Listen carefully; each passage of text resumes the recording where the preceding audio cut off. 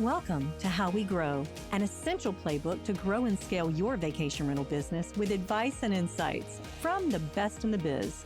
With your host, Lynell Gordon. Welcome to the Vacation Rental Show. I'm Lynell Gordon, your host, and today I am thrilled to have Rachel Alday with me. We're welcoming her back. She is a passionate leader in the vacation rental industry. She is the co-founder and co-owner of Abode Luxury Rentals, where she's built a highly curated portfolio of luxury vacation homes. And she offers bespoke service to guests. And we're going to talk a little bit about that if you don't know what that means. She's also a member of the board of directors for the Vacation Rental Management Association. And she's a part of Women Leading Travel and Hospitality Community.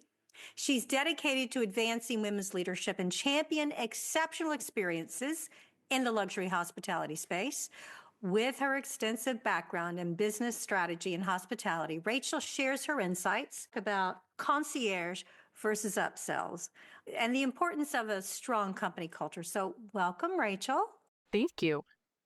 Tell us first, what is Bespoke? Bespoke. So I think I learned this word because I worked for a company that developed a St. Regis. It's the one that was built in Deer Valley or in the Park City area years and years ago. And this was one of the words they used in marketing for that St. Regis property. And it just grew on me and stuck with me.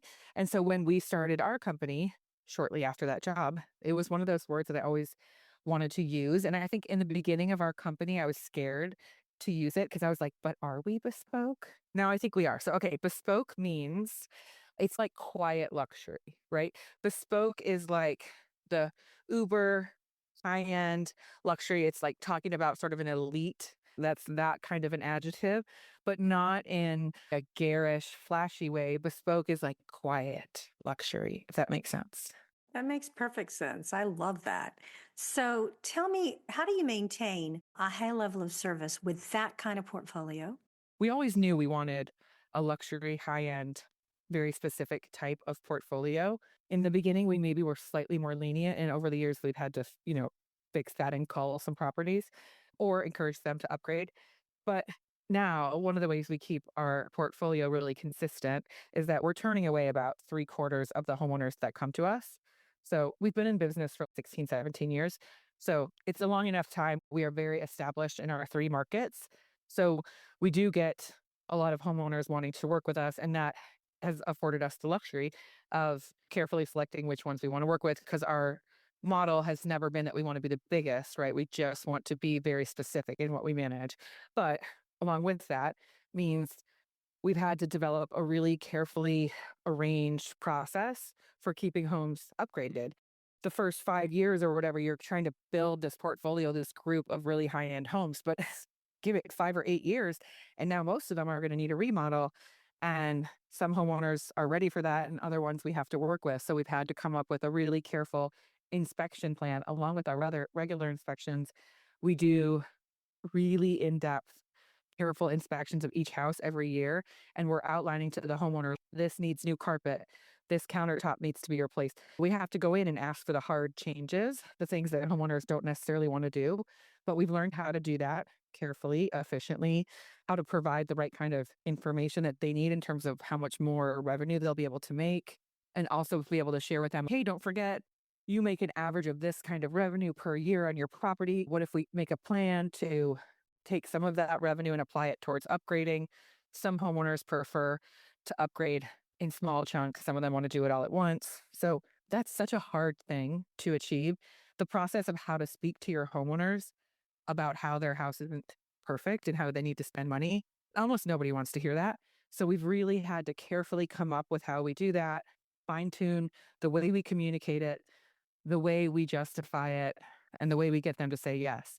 And knock on wood, we've been really successful over the last few months. So part of having a luxury portfolio is being able to have the right kind of a brand and the right kind of a reputation that people who own homes that are valued between $2 million and $50 million, that they would allow you to, number one, take care of their house, and number two, that they would trust you to pick the right guests to stay there, but also allow it to maintain its value.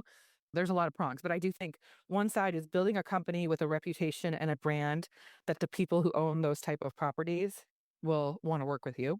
And then the other side of it is building processes in where you can have a way to get them to upgrade so that everything can stay at that level. And then actually the third prong would be being able to provide the service that the guests who are going to spend the prices for properties at that price point, which our stuff is an average of 1,000 or close to 2,000 a night, all the way up to 20 grand a night. And it's probably most commonly we're looking around 5 grand a night. The average I think is more like 8 or 9. But if you're talking about people who are spending, say, 20 to 150 or $200,000 for a week or 10-night stay, the service has to be impeccable, right? So there's also that third prong of being able to provide the service, which means we have to have a really large team and people have to be really hands-on and all that. So I guess there's 3 ways to make that happen.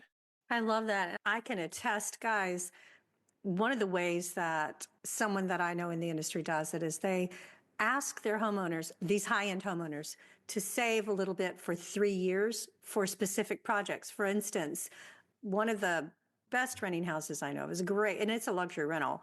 They had high-end marble countertops. Marvel will get you. They had marble that will stay too. But they had these high-end cabinets that were custom made. They were made out of cherry wood, and they had like really cool, like even the handles, the knobs were sterling silver. They're beautiful. And they're ripping them out this year. And I said, "Why are you ripping these out this year? They're stunning." And she said, "Okay, well, this is one of the high-end properties that we have. It's been and it's lasted for 15 years. They have a lot of repeat rentals that come back there." She said, "People want new." And so she's putting in beautiful brand new cabinets and brand new countertops that are quartz this time, which is a lot better than marble. Which you Much may, more durable. we didn't know that at the Yes. time, you know now, but it's a $30,000 project just to change those things out. And you're right, it is quiet, high-end luxury. That's what that is. And it's within the price range that you mentioned. So I think that those strategies to get the homeowners to do that, guys, that is really important. So I love what you said about it. That's taken us a lot of years to be able to be successful in that. To be honest, I would say the first 10 years we were in business, we were at first too afraid to ask. And then second, not good enough at it to get a yes, unless we were just lucky and they wanted to remodel anyway.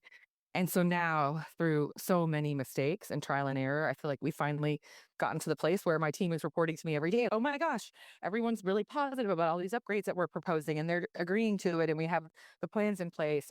But we had to make a lot of mistakes.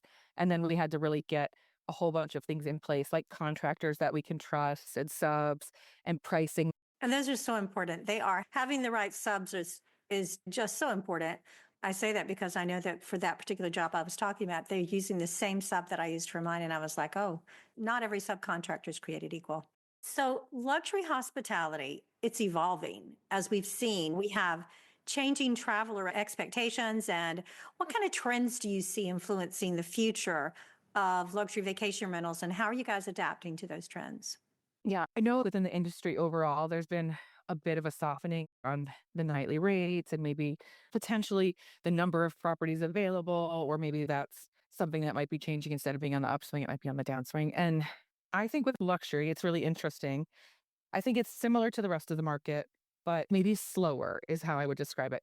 When we came into the business, it was '08. It was at the downturn.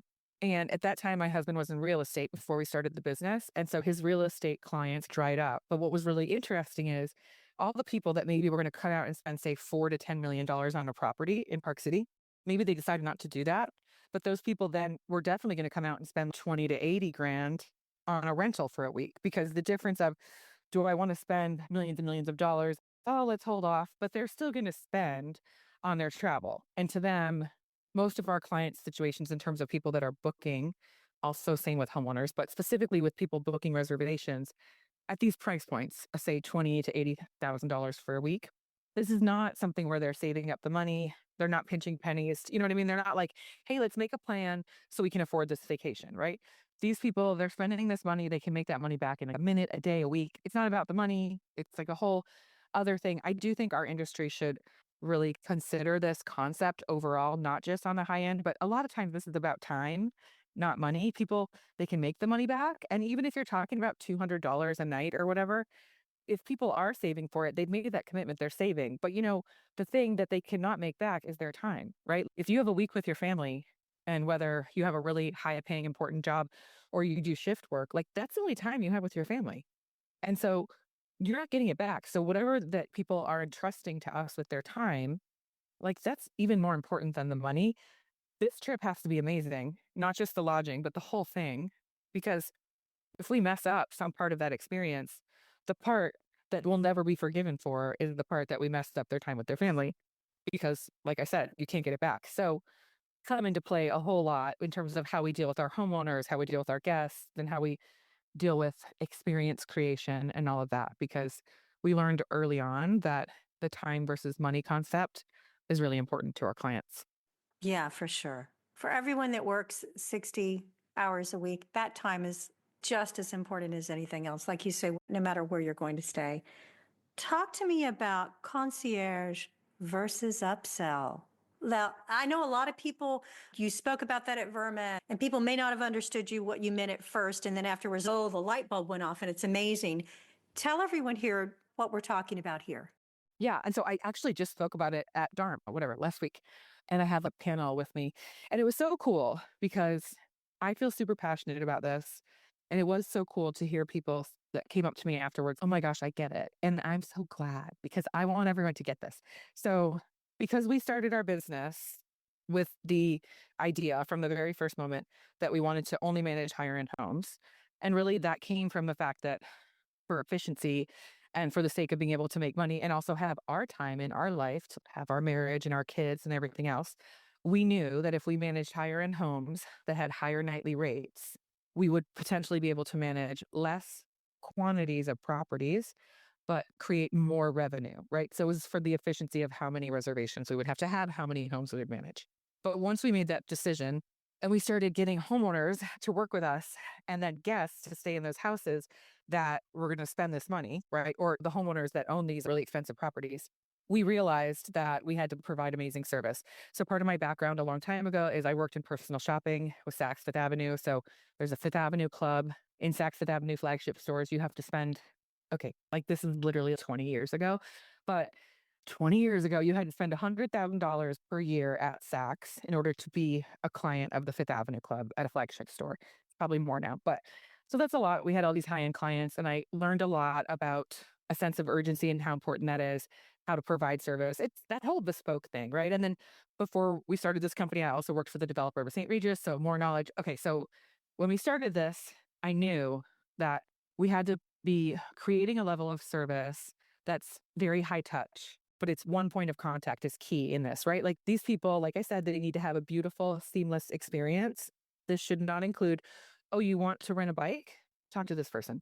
So from the beginning, we did concierge. And I was lucky enough when I was growing up that my parents took me to really nice hotels and things. So I had experienced throughout my life concierge, what I knew of concierge from a very high end hotel experience, right? When you go to a nice hotel, you get outreach from the concierge. These days they text you, but they used to call you. And then it's, can we help you create any experiences during your trip? An example is one of the hotels that I adore in Beverly Hills is called the Mayborn. And one of the things they do that I love that we also do is we will text the guest. Let me give you the example from their standpoint. So when I go to the Mayborn, I get a text the day before I'm arriving, or maybe 2 days before. It says, do you need car service from the airport? If you do, just let us know your flight number and we'll have someone there. So then I can just write back, yes, my flight number.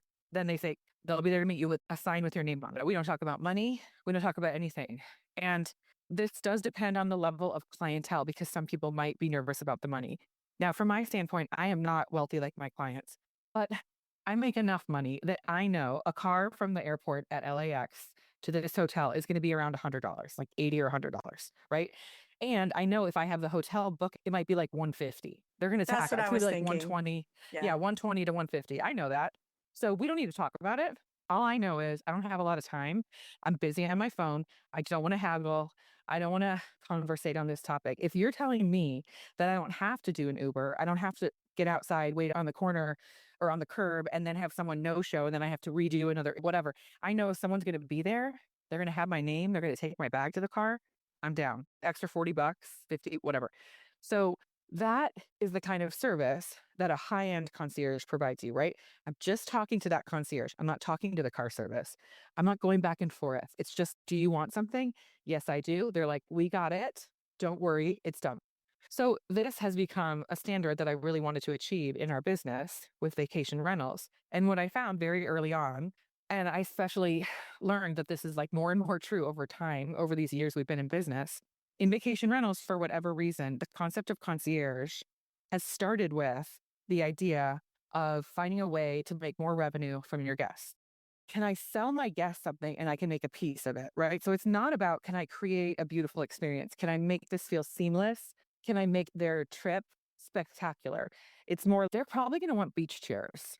So we can make money on that. So let me find the beach chair guy and let me get his link. Let me set up a deal with him. I'll get a discount. And then I'll sell the beach chairs like through a link, through some of these tools online, which are great tools. I don't think that this concept is altogether horrible. I just think we've gone a little far in one direction. So we've taken this concept of upsells. So finding a way to have an add-on to the trip to make more revenue, and we've confused it with concierge. And I think there's a place for both, but I don't think it's okay to say concierge is the same as upsells. And that's what's happened, because I don't know if you know this, but there's only one tool in our industry, one software that works to help you do concierge.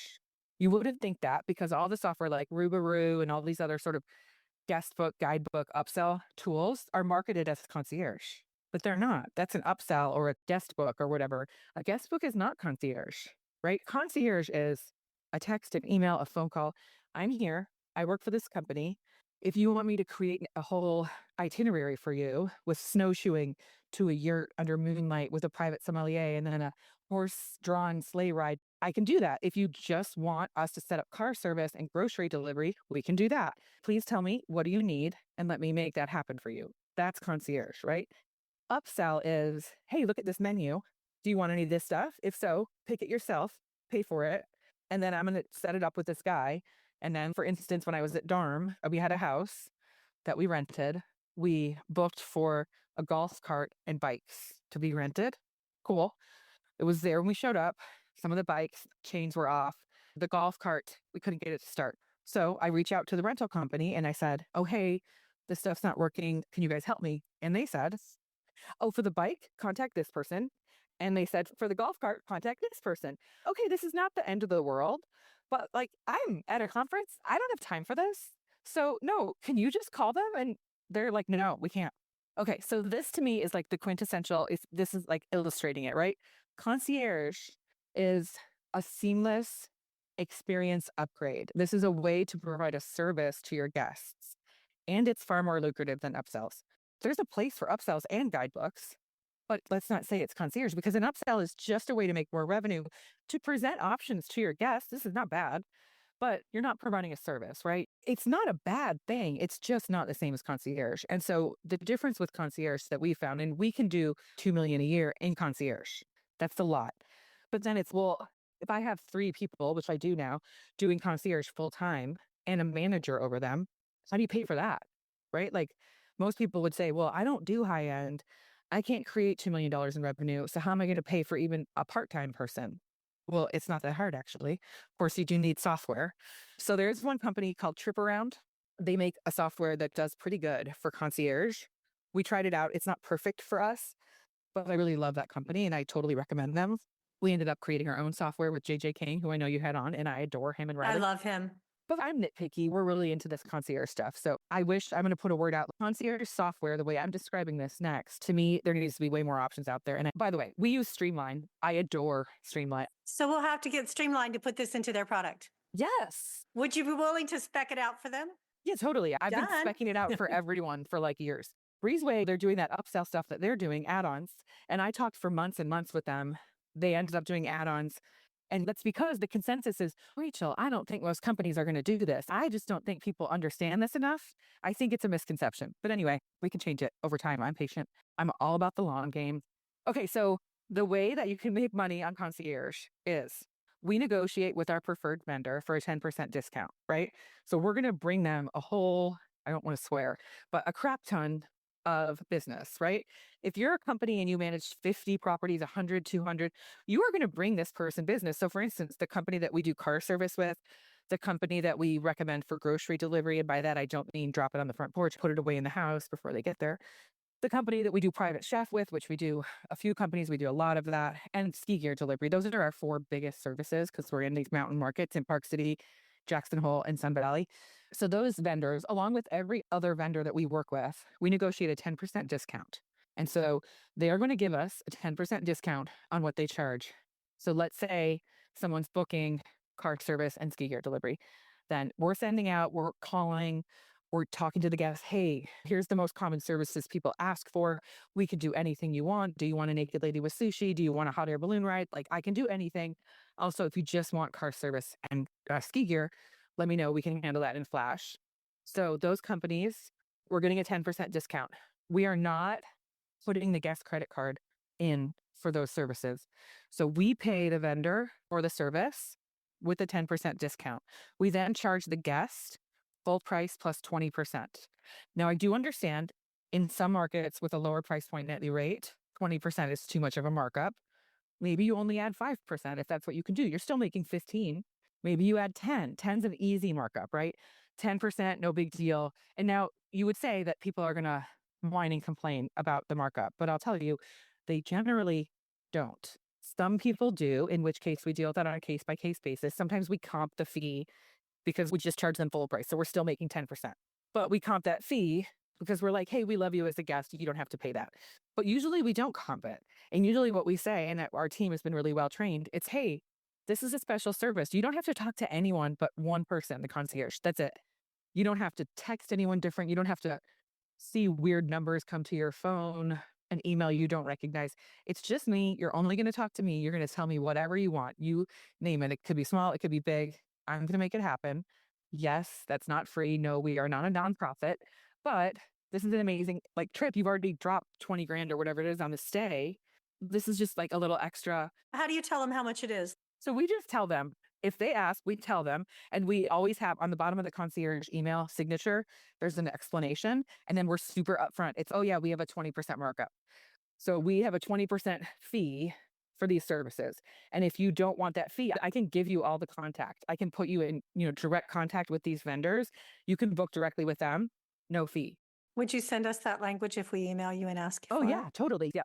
So we tell people like, hey, if you do ask us to tell you where you can get ski gear delivery, we're not going to tell you the cheapest option because that's not how we research service. We don't try to just figure out what's the cheapest. We have to know that the car service is going to be totally reliable. They are never going to no show. This can never happen, right? So I need the best car service. Now, is there a cheaper car service? Certainly. I'm sure there is. I can't work with them because they're not reliable. But if you want to find the cheapest car service, Google is at your beck and call. You can always Google, you can always find the cheapest thing. I just don't want to tie my name as a brand to that because it's unreliable and I don't want to be seen as unreliable because if you're booking it through me, you're going to see me as unreliable. So I always just tell the guests, we're going to give you the best service. We're going to make it super easy. If you have time and you want to go directly to number one, find the cheapest, or number two, avoid any fees, I get it. Like some people, the focus is the price point. And that is like me too. I can't pay a fee on everything. So if someone's like, my father-in-law paid for the trip and I have to pay for like all these activities myself, I can't afford 20%. It's no big deal. I'll connect you on the phone. You guys can talk. You'll be fine. So if someone is balking at a fee before we start going, we are super kind and accommodating in terms of, let me help you get what the best stuff is without an add-on. I can't do all the footwork for you, but I'm going to make it easy. If someone at the add-on fee, like maybe the wife books $50,000 concierge service, the husband sees the bill a week later and he's like, what the heck, 20%, then we'll sometimes be like, okay, we'll comp it, don't worry. Because again, we're still making 10%. But honestly, this is less than 25% of the time. It's really not that common that people freak out because most people like you and I and most people that we deal with, they're busy. So they're like, an extra 20%, you know what? Screw it, like whatever, because I'm not going to be able to get this done. I have kids, I have work, I have doctor's appointments. I cannot be out there talking to all these different vendors. And we are in a ski market. So people have a lot to deal with: ski lessons, ski lift tickets, car service. There's so much, less than the winter. And even in the summer, it's like people are going on mountain biking trips and they need all the gear and there's a lot involved in all this. So it's going to be complicated. We'll just say, don't worry about it. We got it. Do you want lunch while you're mountain biking? I got that too. So if you think about if you could sell, call it $100,000, right? So you're making 30. You could pay for half a person with 30. For sure. And like for us, I can have one person do $100,000 in concierge. It's probably like 15% of my guests that will spend as much as they spend or double on their concierge as they do on their lodging. But some of the stuff, private chef, and if they have a big group, it can get really expensive. And so you think about it, I could make 30 off one person, right? So I know that what we do is at a different dollar amount than most companies. A different level and a different dollar amount. Yeah. I also have to staff up at a higher level than other people and whatever. And also all my staff costs $1 zillion because lowest hourly rate is like 30. And in Jackson Hole, it's 40. So there's everything weighs out. But I think important points are number one, there is plenty of revenue to be made from concierge in the vacation rental environment. You have to have a good task management tool, a beautiful tool that will create you a very nice itinerary, not with all kinds of photos and schlock. It needs to be really pretty and clean, and then a corresponding invoice. And they need to be automatically updating because you need to send the guest a link that says, here's your invoice and itinerary. And they're going to change all their stuff over and over. Oh, we want to change the time of dinner. Or now we want to add lunch on tomorrow or whatever. And so that thing is fluid and you need one link that'll always be the updated version. That's what Trip Around does. So because there's only one tool for that, I think that is a barrier in our industry for more companies doing this. Because before Trip Around, like we've been working for years off a Google spreadsheet, which is nightmarish. There is money to be made. It's just that you need a tool and you need the right mindset. And it is a little more work to provide that level of service, but you're also going to end up with way happier guests and vendors who you're going to be able to give tons of business to. So you're like empowering people in the community to make more money. You're being able to hire another person into your business. There's a ton of upside here. And I think the difference of that and upselling is adding to your guest experience, and it is adding to what you offer, and it is adding to revenue. But if you look at what you can make off upsells versus what you could make off concierge, the way I've described it, you're talking piddly money compared. Now, again, we do upsells because we do send a text to our guests that says, like, we have all this concierge. We want to help you with your trip.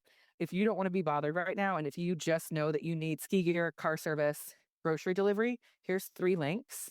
If you're not in the mood to talk about this, just puts them directly into where they can fill out the forms, right? We're still going to reach out to them. My team is still sitting here, so they're still going to facilitate.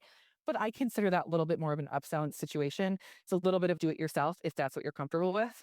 But we also call everyone and whatever. But I think you can look at what you do if you do upsells, and you can start to consider how you might be able to morph that little by little into more of a true concierge experience. So do you call them and do you say, we have all these options. We also have the option of having a personal concierge who will take care of everything. There's a 20% upsell on it. We're happy to do that for us. Which would you prefer? What we do is we text and we say, we can do all this concierge for you. Also, if you don't want to deal with a concierge, here's the most commonly asked for services. And also, they're the ones we have arranged like white label website pages from those vendors. So basically with those things, we have it set up so that if somebody wants car service and they don't want to talk to us, they could click that link. They can enter in their flight info. Car service will automatically be set up. It'll automatically be paid through us. 10% discount. I get 10%. No upcharge on that, right? Just without the 20%. And so they can do that themselves because some people just don't want to talk to anyone. So if they want to just do it on mine, then it's more of the regular upsell type environment. What usually happens is even if they book it online like that, they end up needing to make a change, yada, yada, and they're calling us and now we're going to, handle. And then they're like, oh, well, also, I really thought it would be fun if we had someone come do après ski happy hour at our house. Could you something, whatever. They have all these ideas. And then we're like, yeah, we got that too. So usually we're able to add on more services and our team is trained to put the focus. And this is the other point. If you come at it from guest experience first, not from revenue addition, not from additional revenue first, your mindset within the company has to be, we're going to create insane, memorable experiences for our guests so that they will always book with us again. And so that when they look back on this trip, they're going to think of that lodging amazing. But part of what made them think that is because it was so easy and seamless, which is how I feel about the Mayborn. I love that hotel. And there's a lot of reasons, but like a big one is because the stupid car service text that they send me. It's just so nice and convenient. And so it's the same with our guests. It's if you can just make it a couple of steps easier, I swear, it's like the amount of money that you can create is exponentially higher if you start from guest experience first. It's like everything, right? If we come at things from like a kindness, generosity approach, really, I know everyone says this and I never believed it either, but I'm approaching 50 and it's actually true. If we come at things like from how we can help other people and how we can make their experience better, the revenue just follows. And so I think if you come at it first from revenue, but they'll be happy, it's just not going to flow the same way, in my experience. No, I understand completely. Listen, I love this conversation. I think it's really important because you're right. The revenue follows the guest service. It does. How We Grow has partnered with Rental Guardian to bring the vacation rentals market custom protection products built for the needs of the vacation rental industry. Enjoy complete protection for both your travelers and your owners via the industry's leading travel, damage, and liability protection products. Learn more about the travel tech industry's most advanced travel and damage protection platform and API at rentalguardian.com. So tell me your favorite guest story. Can I give you a homeowner story? Yeah, sure. Okay. So you know what the Enneagram is, right? I do not. Do you know what that is? Okay, you have to look this up. So we have these consultants that we use. They really help us with our company culture. I've been talking about them a lot. Their name is Linny and Hart, and they're with this company Tandemly. I adore them. They have changed our company culture for the better in so many Okay, I ways. And do it's know like, them. I know exactly okay, I'm what you're obsessed. saying. I'm Okay, I obsessed got with you. them. I Okay. love, yeah, I love I'll to. stop the commercial, but I can't help it. So I love them too. yes. And so they introduced us, my husband and I, to the Enneagram and then our whole company. The Enneagram is a personality test.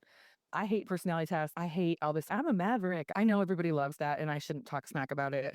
It's never resonated with me. I'm an EFJ2 or whatever. I'm like, nah, I just never liked it. I don't know why. And so the Enneagram, when they brought it to us, I was, okay, that's fine. We can try it. But I told them it's not really my cup of tea. Anyway, weirdly, I love the Enneagram. So the Enneagram assigns you take this test, and the way Linny and Hart do it, it's a much more advanced test and it like changes as you take it. So anyway, you take this test, you get a number 1 through 9. And then that sort of describes like how you see the world coming at you, how you interact with other people, how you behave under stress, how you behave when it sounds a lot like the other tests, but it's somehow very different in my opinion. It totally has resonated with me in a way no other test has. So one of the first things that we learned with the Enneagram is that I'm an 8, my husband is a 9. The 8 is the active controller. Great. I was like, yay. But anyway, so the 8 is like the bossy, whatever. The 9 is like the passive pain avoider. Perfect. The yin and the yang with my husband and I. And it helped me because in the Enneagram language, like it describes how when a 9 and an 8 have a conversation, oftentimes the 8 walks away from that conversation thinking that they just had the best conversation of their life. And they're like, thank you so much. That was the best conversation. The 9 feels like they just got beat up. And that was when we took the test, they explained that to me. I was like, this is life changing because I was feeling that happening with my husband and I for years, but I could not understand it because I just felt like for sure we had the best conversation. And why did he seem so like downtrodden? And I was just always, is he just like this? So there's a lot of things that help. We ended up having our whole team take the Enneagram. I thought maybe they would think it was stupid. We have 60 people. We have a bunch of inspectors and operations people. And I just thought they would be like, but they love it. They're totally bought in. We had everyone's spouses or partners take the test. So then we do workshops on this every year. Okay, so how does this have anything to do with the homeowner? Well, this year I decided as a Christmas gift, I wanted to give the homeowners the Enneagram test. It costs $100. But I was like, what if we have homeowners take it? Because how cool if we could be more connected to them by understanding how they communicate, where they're coming from, what their style is when they're in like aggression or there's a conflict. I was like, this would be cool, but I think maybe they'll think I'm a weirdo, but also everyone thinks I'm a weirdo, so who cares? So we take homeowners. So maybe we started with 20 homeowners out of our 200, and we just sent it out this email and said, hey, we love this within our company. It's been a game changer for how we work together. We thought we would offer this to you. There's a cost to this, but we are paying for it for you. If you want to take it, you do not have to but here's why we're thinking this could be a cool thing if you're interested. We have another gift we're sending out to, like tangible. I think we've had 5 people take it already. I think it's been a week. So, oh my gosh, can you imagine if like slowly over time I can get even half of my homeowners to take the Enneagram? Your Enneagram number Wow. doesn't change. It's like set when you're little and then you stay the same. So this is really valuable information. And I have to watch my twos because my twos and my team will just say, if someone says, can you do this? They'll say yes. And they're going to burn out. So I know we have to watch our twos. We cannot overload the two. You have to manage their workload for them. I know S3 really thrives on getting positive feedback and being perceived as successful. So I know that like with my threes, it's not just about money. They need for other people to know that they did a good job. No, I get that. No, completely. Yeah. So yeah, so that's my homeowner story, which I know is non-typical. I love that. That's a great idea, though. Knowing how to communicate with your homeowners is half the battle when it comes to maintaining them. Yeah, that was a great idea. Brilliant. Some of them might just totally think we're weird. And they won't do it, but those that will, you will be able to have better communication with.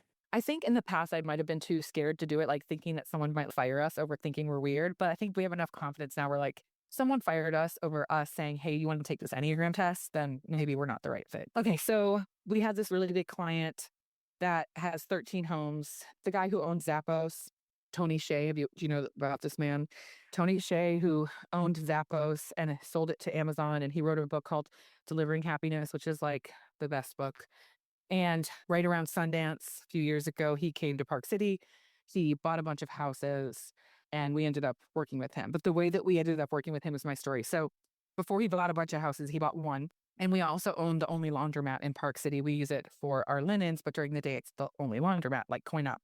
And so what my laundromat team was telling me, because we do pick up and delivery, that they were getting all these orders, massive orders for bedding for 15 beds going to this house right near where our office is, and it's only a 4-bedroom house.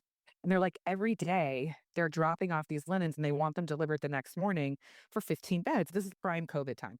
And it's so weird. And they say they really want everyone to wear gloves and masks, of course, but they're just like really worried about that. And they want everything wrapped in plastic and brought to the house. And it's just a weird situation. And we're dealing with this woman, it's the assistant. And I was like, you know what? I'm going to do that pickup and delivery a few times because I want to know who is this person. It was a great house, by the way, a really good rental house. It's right by the ski resort. So one day I put on my Abode Luxury, because the laundromat is called Lolo's and our company is Abode Luxury Rentals. So I put on my flannel that we always have made for the team that have a patch that says Abode, and my gloves and my mask. And I go over to like pick up the laundry, and the person that comes to the door, I'm like, oh, hey, we're so grateful to have your business. Thank you. How did you find out about Lolo's, the company that we're using to help take care of the house? I was like, what company is that? She tells me the name of the company. I'm like, okay, cool. We're just so grateful. Thank you. And whatever we can do to help you, if you ever need any other help, we've been here in town for 20 years. Tell us. So then I reach out to that company owner because I knew them. And I was like, who is this? Turns out, oh, it's Tony Shea. He bought this house. He's the guy from Zappos. And he's got all these people that he brought to town, and they're all staying in this house, but they're looking for more houses. They're going to buy a bunch of houses and stuff. So of course I'm like, Tony Shea is like my idol. Like his book, Delivering Happiness, is one of those life-changing books for me. And I want to meet him. I want to work with him. I already am with the laundromat. But so anyway, I ended up being a conduit with his assistant and calling and saying, oh, I heard that you guys are looking for more houses. I actually have a vacation rental company. Do you want to rent some of these houses? Or if you buy more, I could manage them for you. And then that turned into this huge conversation. And we got to meet Tony Shea and have meetings with him. And unfortunately, he wasn't at the best place in his life at that time. And so then it was maybe a year and a half later, and then he had passed away. And it was really, the part about how it ended with him was excruciatingly sad. And the good thing to come out of that is that his family is managing, or the estate, right, owns all those properties. They've really done a good job at carrying on what he was trying to create and following his legacy. And Tony Shea had just such an amazing legacy of helping people and positivity within the workplace and company culture. And he has this huge legacy, and they've done an amazing job like carrying that out. And they've been so wonderful to work with. So we still manage those houses, and they do significant revenue every year. And the estate is so wonderful at keeping up the houses and working with my team. They're like so friendly. So it's been really positive and amazing. But the funny thing is that the way it started is that our laundromat was doing these linens, and I made this effort to go over there and just try to find out what's going on and meet people. And then it just snowballed, as things do. And I think it's one of those examples because we actually are working with another new client recently that came out of a similar situation where I went to a conference. I saw someone that didn't know anyone else. So I just sat next to them. We talked and now it's turned into something big. And I think it goes back to that thing about if you come at things from a place of generosity, it's crazy what can happen. And it can't be disingenuous. It can't be like, I'm going to pretend to be generous so I can get something.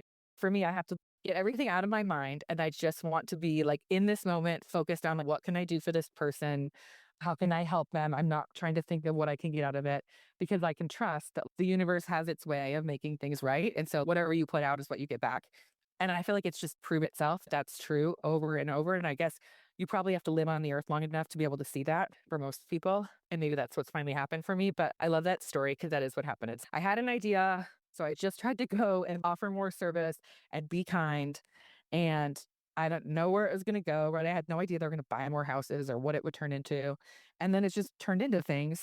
And it's been such a positive thing in my life because getting to meet a person that was so important to me, getting to work with him and his family over all these years, that's life-changing. And I think it's impacted my team because I got so into that book. I had my whole team read the book. And then from there, there's a list of books in Delivering Happiness that Tony Hsieh recommended to his team.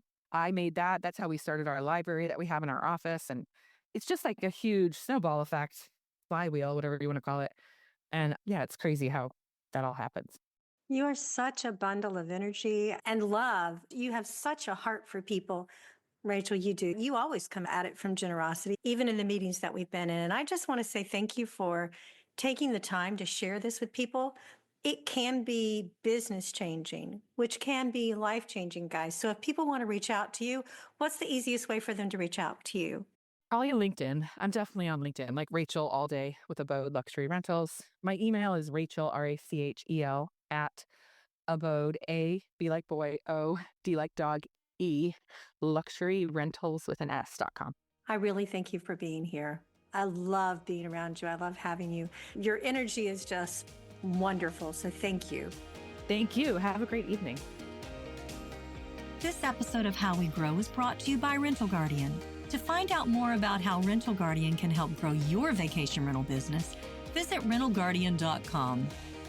Make sure to search for How We Grow in Apple Podcasts, Spotify, and Google Podcasts, or anywhere else podcasts are found, and hit subscribe so you never miss an episode. On behalf of the team here at Inhabit, thanks for listening.